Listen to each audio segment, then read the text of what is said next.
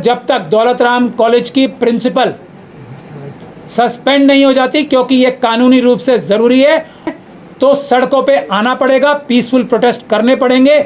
उसकी शुरुआत हम दिल्ली यूनिवर्सिटी से कर रहे हैं। हम सभी लोगों से गुजारिश करते हैं कि अपना अपना सहयोग दें, आएँ और प्रदर्शन में बैठें। तो धारा 166A आईपीसी की, वो भी कॉग्निजेबल ऑफेंस है, वो भी लगती है। इन्वेस्टिगेशन के लिए आईओ चेंज कराया गया, ये कोर्ट के ऑर्डर से। अदालत ने ये माना, न्यायालय ने ये माना कि इन्वेस्टिगेशन ठीक नहीं हो रही है, दूसरा इन्वेस्टिगेटिंग ऑफिसर लाओ। हम भी प्रिंसिपल, हम भी वाइस चांसलर, हम भी अपने रजिस्ट्रार के खिलाफ, हम भी अपने प्रोफेसर इंचार्ज के खिलाफ एफआईआर दर्ज करा के उनको जेल भिजवाने का काम कर सकते हैं। आप समझ सकते हैं कितना मुश्किल काम होगा अमित शाही पुलिस से चार्जशीट दाखिल कराना, और उस नकली कंप्लेंट की बुनियाद पर इनको कॉलेज से निकाल दिया गया।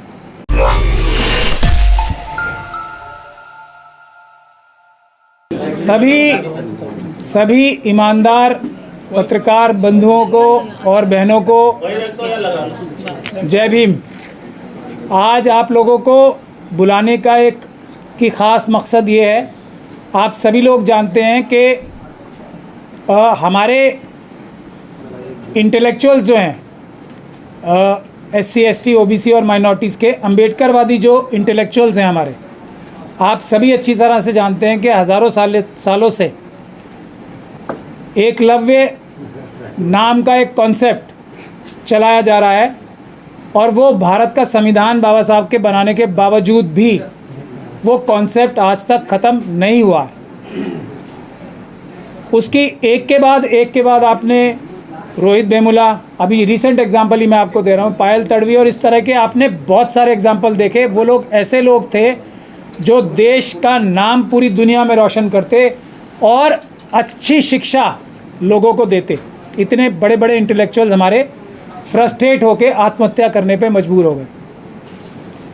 उसी कड़ी में एक और एकलव्य नहीं, एक और व्यक्तित्व से आत्महत्या कराने की कोशिश दिल्ली यूनिवर्सिटी, हमारे देश की जो एजुकेशन मिनिस्ट्री है, और अमित शाह साहब की जो दिल्ली पुलिस है, वो एक वैसा ही एक गंदा और घिनौना काम एक और हमारे व्यक्तित्व से करा रही है। उसका नाम आप सब लोगों को पता है, डॉक्टर रितु सिंह। जी हाँ, डॉक्टर रितु सिंह, ये वो शख्स हैं या महिला हैं जिनसे मनुवादी मानसिकता के बड़े बड़े लोग, जिनको देख के ईर्ष्या से जलने लगते थे, और उसी ईर्ष्या के कारण दौलत राम कॉलेज की, इतनी बड़ा कॉलेज है दिल्ली यूनिवर्सिटी का, उसकी मनुवादी मानसिकता की प्रिंसिपल ने इनको हर तरीके से प्रताड़ित करने की कोशिश की, इनको हर तरीके से तंग करने की कोशिश की। उसके बावजूद भी ये अपने टैलेंट के बल पे उस यूनिवर्सिटी में, उस कॉलेज में नौकरी प्राप्त करने में कामयाब हुई, सबसे अच्छी टीचर साबित हुई। अब उनको उनका अंगूठा कैसे काटा जाए, उसके लिए एक नया तरीका, जब छल कपट कुछ नहीं चला तो नकली एक कंप्लेंट बनवाई 35 स्टूडेंट से। वो कहानी आपको सबको पता है, और उस नकली कंप्लेंट की बुनियाद पर इनको कॉलेज से निकाल दिया गया। वो नकली कंप्लेंट, जब डॉक्टर रितु ने हाई कोर्ट में केस डाला, तो उस नकली कंप्लेंट की बेसिस पे हाई कोर्ट तक को इतना बड़ा झूठ बोल दिया कि ये तो इतने सारे स्टूडेंट्स ने इनके खिलाफ शिकायत की थी, हम क्या करें, हमें मजबूर होकर निकालना पड़ा। वो हम सब की मेहनत से, भानु भाई की, हमारी, और IR सिंह साहब बैठे हैं यहाँ पे, हम सब वकीलों की मेहनत से हम लोगों ने पहले उस प्रिंसिपल के खिलाफ, उस रजिस्ट्रार के खिलाफ, जो दिल्ली यूनिवर्सिटी के रजिस्ट्रार साहब हैं, क्या नाम है उनका, विकास गुप्ता, नाम बहुत ज़रूरी है, और जो उनके चेयरमैन हैं मुकुल गुप्ता, हाँ जी मुकुल गुप्ता, वो उनके चेयरमैन के खिलाफ, और वाइस चांसलर, उनका भी रोल इसमें नज़र आ रहा है। और उसके अलावा 5 प्रोफेसर्स, और इन सभी लोगों ने साजिश करके उस झूठे दस्तावेज के बुनियाद पे जो डॉक्टर रितु को निकाला था, हम लोगों ने एफआईआर कराई और उसमें चार्जशीट दाखिल हुई। आप समझ सकते हैं कितना मुश्किल काम होगा अमित शाही पुलिस से चार्जशीट दाखिल कराना ऐसे केस में जो मनुवाद, और ये डॉक्टर रितु का केस कोई अकेला केस नहीं है। ऐसा दिन रात अगर बोलें, अभी भानु जी बताएंगे आपको बहुत सारे एग्जाम्पल, मैं सिर्फ डॉक्टर रतन लाल का ही एक एग्जाम्पल देना चाहता हूँ। तो डॉक्टर रतन लाल और ऐसे बहुत सारे लोग के साथ जो हुआ, हो रहा है और होता रहेगा, ऐसे हजारों लोग जो बैकलॉग का शिकार है, हमारे SC ST OBC के इंटेलेक्चुअल्स जो आज जो टीचर पढ़ा रहे हैं उनसे बहुत ज़्यादा गुना ज़्यादा इंटेलिजेंट और अच्छा पढ़ाने वाले हैं, उनके साथ अन्याय होता रहा है, हो रहा है और होता रहेगा। ऐसी लड़ाई में डॉक्टर रितु एक ऐसी बड़ी वीरांगना बन के सामने आई हैं जिससे सबको हौसला मिल रहा है, सबको हिम्मत मिल रही है कि हम भी ये काम कर सकते हैं, हम भी जीत सकते हैं, हम भी प्रिंसिपल, हम भी वाइस चांसलर, हम भी अपने रजिस्ट्रार के खिलाफ, हम भी अपने प्रोफेसर इंचार्ज के खिलाफ FIR दर्ज करा के उनको जेल भिजवाने का काम कर सकते हैं। ये एक हौसला पूरे देश में मिल रहा है डॉक्टर रितु की वजह से। लेकिन हम लोगों का काम, जो हम वकील थे, जैसा मैं बार बार कहता हूँ, 20% काम था हमारा कोर्ट से, हमने वो कर दिया। मेरे ख्याल से 20% से ज़्यादा ही कर दिया थोड़ा। चार्जशीट फाइल होना इस केस में, और एक चार्जशीट नहीं, और इस केस में जो जुडिशियल ऑर्डर्स हुए हैं उसमें ये माना गया है कि अमित शाही पुलिस ने भ्रष्टाचार की वजह से इसमें इन्वेस्टिगेशन नहीं ठीक की है, और उसके बाद इन्वेस्टिगेशन के लिए IO चेंज कराया गया।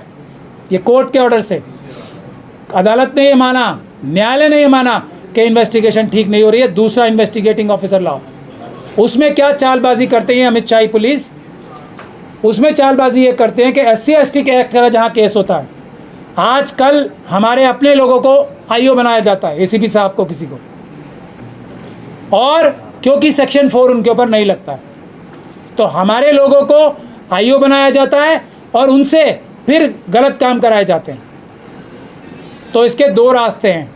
हमारे लोग जो IO बनते हैं इन केसेस में, हम सब लोगों ने बहुत विचार मंथन किया है और अब ये फैसला किया है हमने कि हम लोगों ने जो लिहाज किया कि अपने लोग हैं इनके साथ, और इसी साथ हमारी लिहाज करने का, हमारी जो भावनाएं हैं अपने लोगों के प्रति, उसका नाजायज़ फ़ायदा उठा के एक नहीं सभी केसेस में अब शेड्यूल कास्ट कम्युनिटी या शेड्यूल ट्राइब कम्युनिटी के IO बनाने शुरू कर दिए ताकि उनके ऊपर सेक्शन 4 ना लगे। लेकिन हम ये बता देना चाहते हैं, सेक्शन 4 ना भी लगे तो अपने लोगों से भी ये निवेदन कर रहे हैं, तो धारा 166A IPC की, वो भी कॉग्निजेबल ऑफेंस है, वो भी लगती है, वो लगेगी, और जो उनके सीनियर ऑफिसर्स हैं उनके ऊपर भी सेक्शन 4 लगती है, क्योंकि इतना आसान नहीं है इससे बच जाना, क्योंकि IO के अलावा DCP और कमिश्नर साहब तक को इस केस में जो चार्जशीट फाइल होती है उसको वेट करना होता है, उसको देख के ओके करना पड़ता है।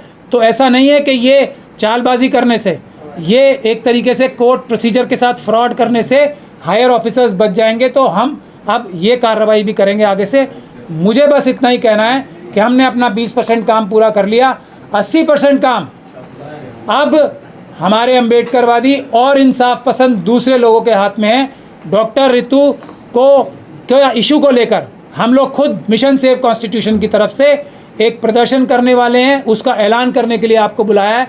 वो परमानेंट धरना दिल्ली यूनिवर्सिटी में 28 तारीख से दोपहर 12 साढ़े 12 से शुरू होगा। आप लोगों को उसका वेन्यू बता दिया जाएगा अभी, तो इसी के लिए आपको बताया था ताकि आपके माध्यम से हम पूरे देश के लोगों से एक गुजारिश कर सके कि अब समय आ गया है इस अन्याय के खिलाफ। अगला पायल तड़वी, रोहित बेमुला होने से लोगों को बचाना है, कोई डॉक्टर रितु नहीं, ऐसे सैकड़ों हज़ारों पायल तड़वी और रोहित बेमुला अगर होने से बचाने हैं तो सड़कों पे आना पड़ेगा, पीसफुल प्रोटेस्ट करने पड़ेंगे। उसकी शुरुआत हम दिल्ली यूनिवर्सिटी से कर रहे हैं। हम सभी लोगों से गुजारिश करते हैं कि अपना अपना सहयोग दें, आएँ और प्रदर्शन में बैठें। ये प्रदर्शन जब तक नहीं उठ जाएगा, जब तक दौलत राम कॉलेज की प्रिंसिपल सस्पेंड नहीं हो जाती, क्योंकि ये कानूनी रूप से ज़रूरी है। और शर्म आनी चाहिए उस वाइस चांसलर को जिसके प्रिंसिपल इतनी बड़ी चार्जशीट में अक्यूज्ड हो और उसको ये सिखाने के लिए बैठा रखा है उनको, अपने स्टूडेंट्स को, कि फोर्जरी करनी है। ये सिखाने के लिए प्रिंसिपल बना रखा है उन्हें। तो मेरी गुजारिश ये है कि इस अन्याय के खिलाफ सब आएँ 28 तारीख से बड़ी संख्या में। मैं सभी इंटेलेक्चुअल से कह रहा हूँ, घर में बैठ के बुज़दिली दिखाने से काम नहीं होगा। सबके साथ यही हो रहा है, सब सरकारी अफसरों के साथ, सब टीचर्स के साथ, SC ST OBC और माइनॉरिटीज़ के साथ यही हो रहा है हर जगह। तो वो सामने आए, इस प्रोटेस्ट में शामिल हो, आप सबको न्याय मिलेगा इस डॉक्टर रितु के केस की वजह से। मुझे बस यही कहना था। मैं भानु जी से गुजारिश करूँगा कि वो आपको इस पर कुछ और प्रकाश डालें और आंदोलन के बारे में भी आपको प्रकाश डालें।